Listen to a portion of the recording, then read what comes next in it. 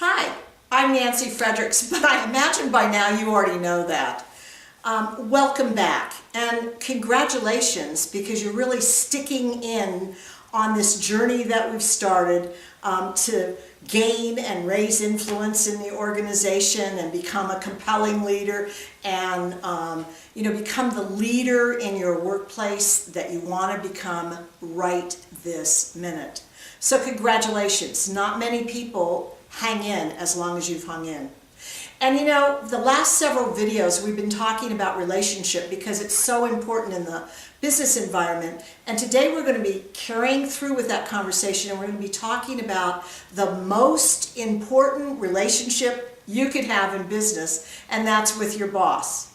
But before we go there, perhaps still in the back of your mind you're going, why listen to Nancy? Well, I wrote a book a number of years ago called Dancing on the Glass Ceiling. It was specifically written for female executives to support them in getting all that they were looking for in the business environment. And I shared with them disruptive secrets that came out of the coaching that I've done with both male and female executives, where I could see what was working and what wasn't working. And that's what I want to share a little bit more about with you today. So the reality is that let's take a focus on bosses because they're very critical. They're critical for you, but even more important, these managers, these bosses in organizations are critical for the corporation. There was a Stanford research report that was done several years ago that revealed that if you terminate a boss who is a poor performer and rehire that person with a boss who is a high performer, it's as though you've added one person to a 9-member team. That's a lot of production power. And Gallup also has revealed how important bosses are. In fact, they say one of the reasons that employees stay is simply because of a great boss.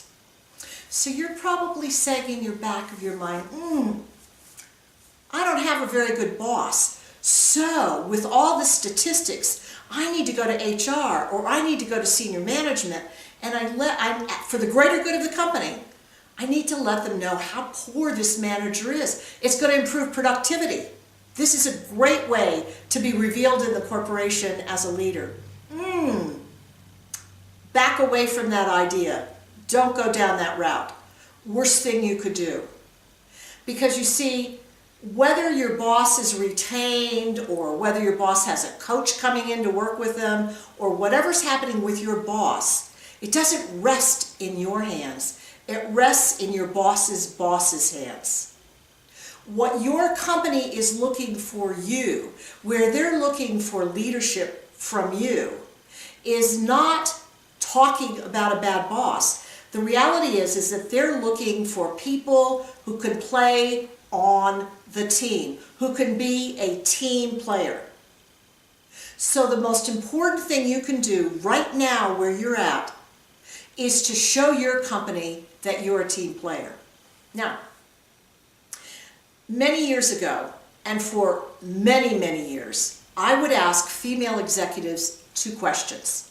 And I would say to them, hey, I want you to calculate how many bosses you've had. They were calculating. And then after the calculation was done, I said, okay, out of that number, how many would you describe as a great boss? How many would you say did a great job with you?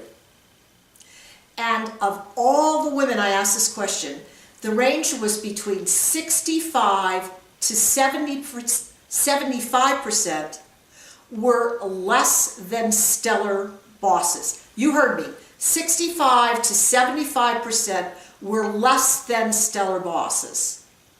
Well, this has got to tell you something really important and what I would call a disruptive secret. The reality is that for the rest of your career, you're going to be spending more time working for a less than stellar boss than you are a truly terrific one.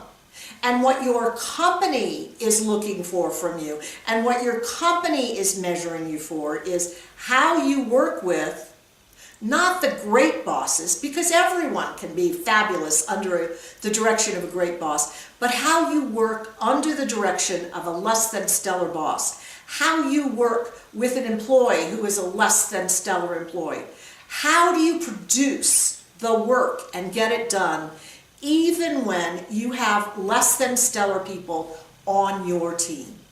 That's the secret. And in the next video, I'm planning on giving you some hints as to how you can convert your thinking so this works. But right now, the secret I'm leaving you with is I want you to start looking for your boss to be a big partner to you and stop seeing them as the barrier to your future.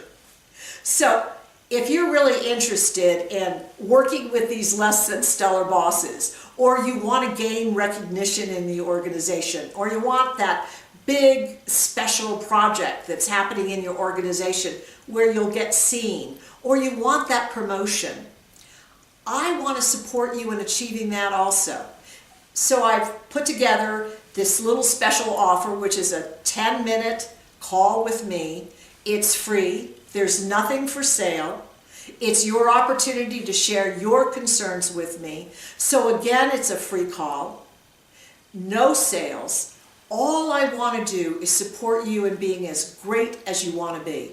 So if you're interested, click on the link below for the free 10-minute call with me. I look forward to talking to you. Have a great day. Much success.